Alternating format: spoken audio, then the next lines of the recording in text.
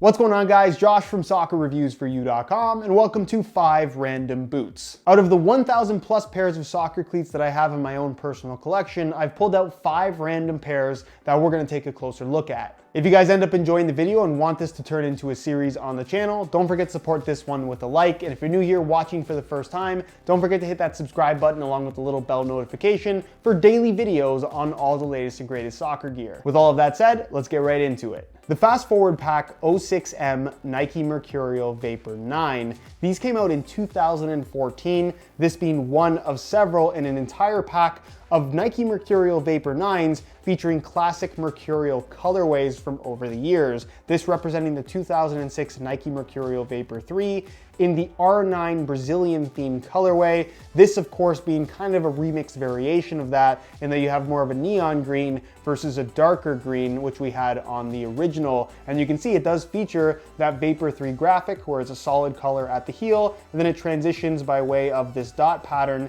into solid yellow for the rest of the upper. You can see they did maintain the graphics from the regular Vapor 9 with the big Nike swoosh in matte black, as well as the Nike branding here on the medial side. The 06M branding representing 2006, the year that this shoe came out. And then they also added a chrome tongue, which I never really understood, but it definitely looks cool on this particular shoe. And then of course it's a Vapor 9, so it has the glass fiber sole plate, this being the firm ground variation, which was the only version that was available in this particular colorway pack. The coolest part though is on the insole, where you can see, and if you want to pause the video you can read all of this, it actually has some facts about this particular colorway and why it's special as a part of the Mercurial history. To me, one of the coolest packs that Nike has ever put out. The Under Armour Blur Carbon 3 in kangaroo leather. Now, Under Armour as a brand hasn't really been around for all that long. They don't have a rich history when it comes to making soccer cleats. In fact, their history in the soccer cleat world is that they're kind of known for making some weird shoes that just aren't very good. But the Blur Carbon 3 that came out in 2013, in my opinion at least, represents their first major success. And also, I'd go as far as to say that this is probably the best boot that Under Armour has ever made. In fact, if I was making a top 10 best performing soccer cleats of all time, I would put these on that list. I legitimately think that they're that good. The kangaroo leather upper, which you see entirely in white, there was also a synthetic version of the shoe that was good, but not as good as the kangaroo leather one from a comfort and fit standpoint, in my opinion, of course. Everyone has their preferences there. But the kangaroo leather, it's thin, it's soft, it breaks in really nicely, the shoe molds to your foot quite well, and it incorporates a burrito style tongue, which typically I'm not a huge fan of, but it works well given the design that they've implemented here, where basically it's entirely one piece of kangaroo leather that wraps from the side across the top of your foot, and then it kind of just tucks into the side underneath this synthetic piece that you have on the lateral side, which has a nice chrome color to it. That's really interesting, but perhaps this part is the one that's sticking out. This is a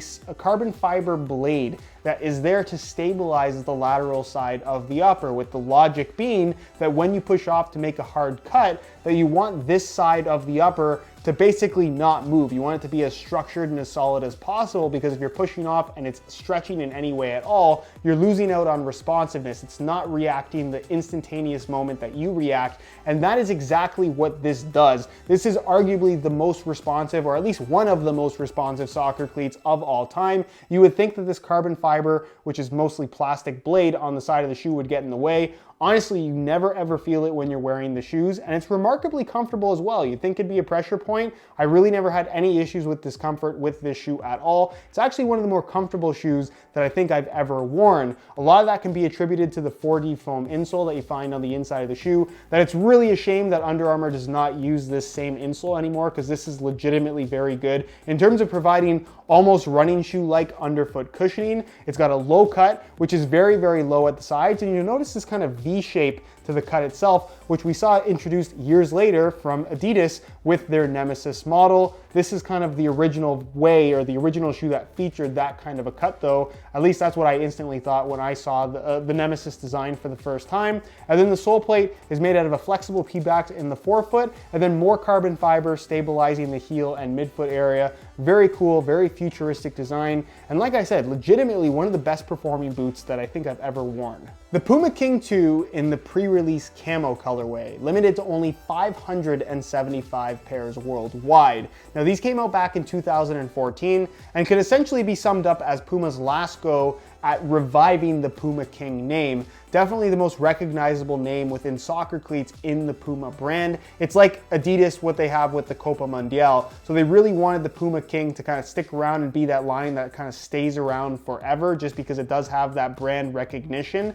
But they just didn't do a very good job with modernizing the PUMA King. They were trying to compete against the Tiempo Legend and the Adidas 11 Pros that were available at the time that were all relatively popular. The Legend more so than the 11 Pros, I would say. But again, they just did a very bad job at not only making a heritage style kind of soft leather shoe, but also making a shoe that just wasn't as good as what you could get from their main competitors, Nike and Adidas. Now, if you're gonna make a PUMA King, you want it to be soft kangaroo leather. So strike one right off the bat, because these weren't kangaroo leather. It was a calfskin that definitely isn't bad quality, but it wasn't as good as the kangaroo leather you could get from the 11 Pro or the Legend. Then the amount of leather was an issue, because the only leather you have is from this seam right here forward all the way through the forefoot toe box area, cutting off at the same point here on the medial side, with a large chunk of that leather being covered up by this cheap synthetic PUMA form stripe that we had on every single colorway of the shoe, which didn't necessarily feel all that great. The tongue, a really cheap, super thin synthetic. The midfoot, synthetic material with these nylon straps that attach to the lacing system and then run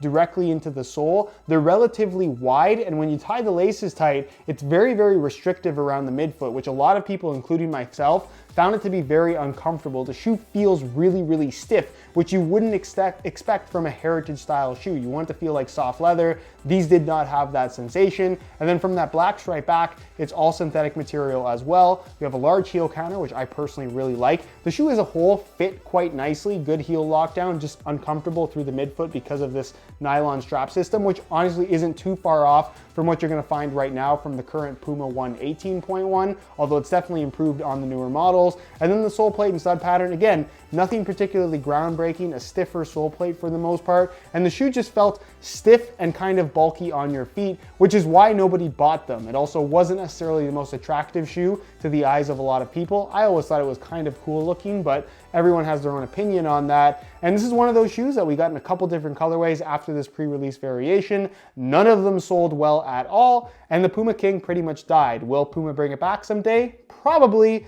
But for the time being, this was the final PUMA King. The leather Adidas F50 ADIZERO miCoach. Now this boot's claim to fame was the introduction of the miCoach slot, which is something that was a cool concept from Adidas, but one that never really caught on for a couple different reasons. The first reason is that people thought that when they bought this miCoach shoe that it would come with the miCoach chip, which was not the case. Mass confusion when these came out, I remember that. So you had to buy the miCoach chip separately, which was like $80 to $90, and when most people saw the price, they just didn't end up buying it. The miCoach chip, if you don't know, was something that you would slot into the left boot, not the right, even though both shoes have the little bump out. The slot is only open on the left boot, it's closed off on the right. You'd slot that in, you'd play your match or do your training or whatever it was, and then after your match, you would sync up the chip to your phone via Bluetooth, and it would basically give you some stats from your training or match. Basically distance covered, top speed, the amount of jumps, all kinds of little stats like this, which was kind of a cool idea. I just questioned the accuracy of it. I remember the first time that I tested it out, I put it in my boots. I don't remember if it was F50 ADIZEROs. It might have been Predator LZs. I played the match. I was playing central midfield, and it was just one of those matches where I didn't end up running around very much. I didn't feel like I played particularly well either, but after the match, I synced it up to my phone, and it told me that I had run like 13 kilometers during the match, which just made absolutely no sense. Some of the stats were all over the place, so I just questioned the legitimacy or at least the accuracy of that miCoach chip, even though it was a really cool idea.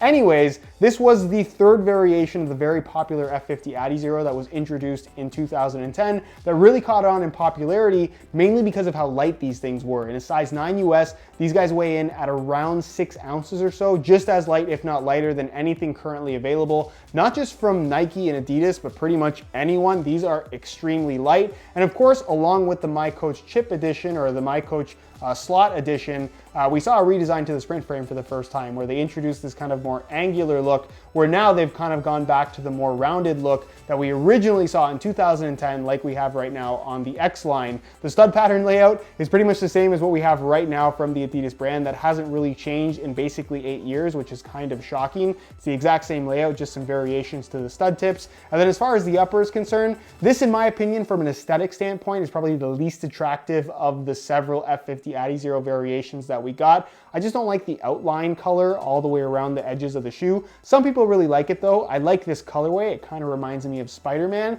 And of course, this is the leather upper variation, which most people preferred for this particular model, just because the leather was very, very soft. There's not a lot of it. It's pretty much just at the toe and forefoot area here, and you have it on the tongue, but very comfortable shoe considering how light these are. And again, if we're comparing it to the first two variations of the F50 ADIZERO, the construction in the heel and ankle area was just significantly improved with this particular model. A really, really good shoe. Even though it came out so long ago, it's been 6 years since these were available, but they're just as good as anything that we have now. The Nike Magista X PROXIMO Street indoors. These came out back in 2014 when everyone was still super hyped on the Magista Obra 1 and the Superfly 4, which launched as indoor shoes. This kind of began the trend of big brands, Nike included, actually making indoor variations of their top-end soccer cleats, which everyone had been asking for years and years and years, but all these brands insisted on having separate indoor lines that had nothing to do with the outdoor models, even though people just wanted the outdoor models in the form of indoor. They gave it to us, they were quite expensive, but we finally had it. But what was interesting about this shoe in particular is it was the upper of the Magista Obra 1 with the Flyknit mid-cut collar, the Flyknit construction with a lunar lawn bottom and an indoor or turf sole, but it included a leather covering on the upper. Now, eventually we would get this on the cleats as well in the form of the TechCraft pack. But prior to that, this was the first one to incorporate the leather top layer on the Flyknit upper, which Nike really didn't offer any kind of major information on. It kind of just released and everyone was super excited. Everyone was super confused. Nike didn't really specify too much about the tech specs on this leather inclusion. And it was really the only variation of the Magista X PROXIMO indoor that ever featured a leather upper. So I'm not sure if this was initially the plan for all the indoors and then they changed the plan when they realized that people didn't care about the leather.